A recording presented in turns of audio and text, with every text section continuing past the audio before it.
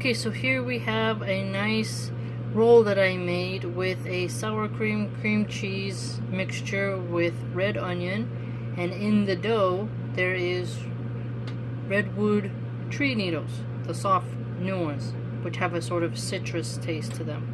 I'm going to put this in the oven and I'll show you what it looks like when it's done. Alright, mashallah, the rolls came out really pretty. We're going to let these cool down and then taste them. Wow, I must say, it's chewy.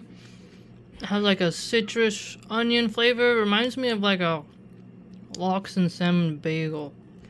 Like an everything bagel with cream cheese. Putting the sour cream in really gives it a tang. Oh my goodness, so good. Subhanallah. Hopefully, you can try it.